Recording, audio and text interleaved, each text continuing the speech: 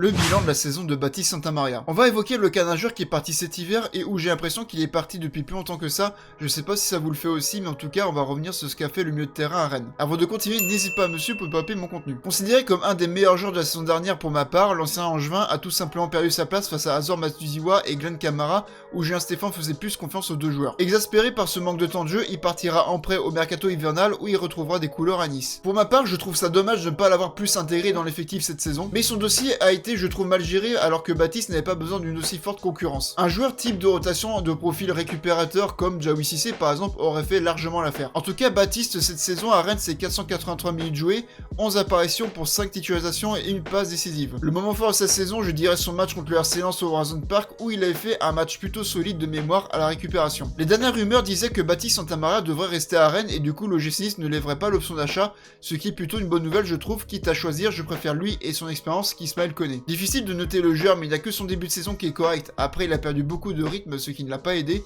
donc pour sa demi-saison je vais lui mettre la note de 4 sur 10. Et toi tu mets quelle note pour la demi-saison de Baptiste Santamaria au Stade Rennais? Dis-le moi dans les commentaires, Kenavo.